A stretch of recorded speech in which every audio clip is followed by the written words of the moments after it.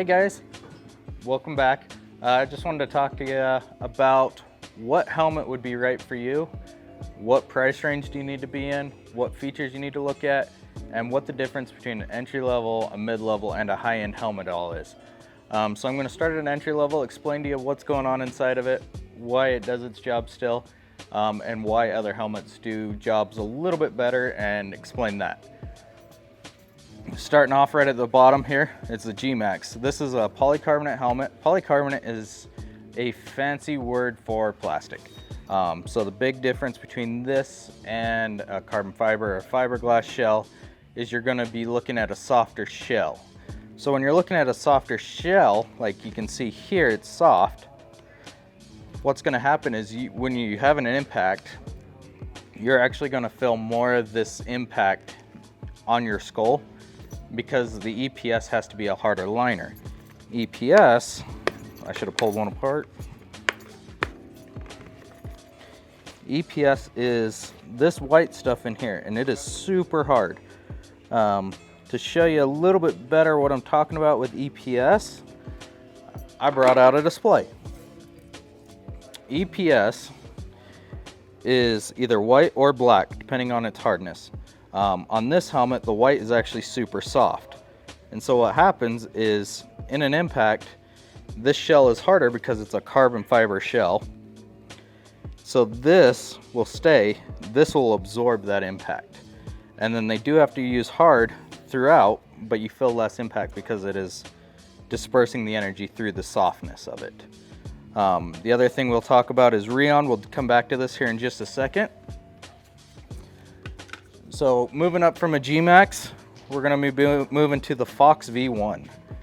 Still a polycarbonate shell. Great helmet. The thing you'll notice from this one, from the G-Max, quite a bit more venting compared to the one we had. The EPS liner on this one has another thing inside of it called MIPS. It's this black liner right here. And what that's for is slip rotation. So when you do have an impact, it's going to allow the helmet to rotate on your head, take an impact off of your brain.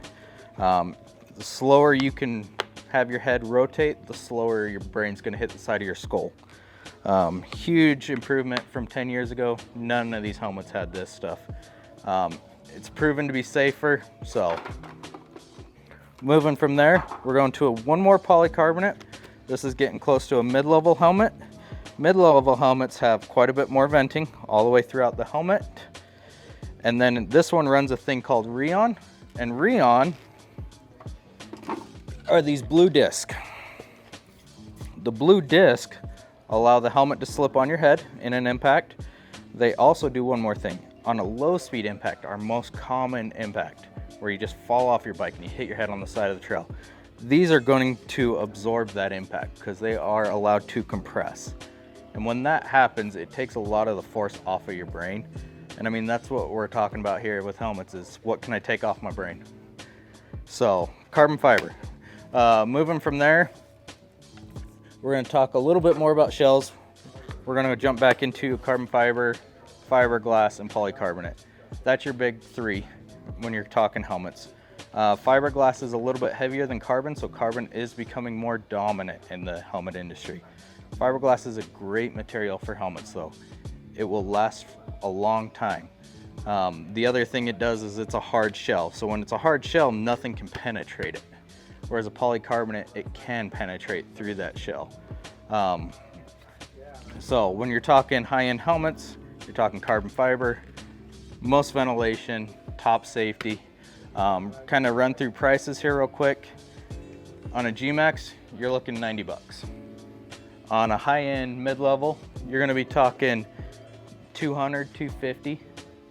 On a true mid-level, you're going to start about 300 and go all the way up to about 499, which I have in my hand. Full carbon fibers or chips or some other technologies that they have, those guys can run you the most expensive helmet I've seen is about $1,000. And that is the Bell Moto 10, but I do not have one here right this second to show you. Like we talked about, this Fly Smart helmet here. Great helmet, it's got a chip in it. This will track speed, GPS, how long you rode, impact. This helmet will actually, if you do go down, will send out an SOS signal to your significant other, whoever you have set up for it, alerting them that you took an impact of more than 110 G-forces. So, if you have any questions on helmets, feel free to message us.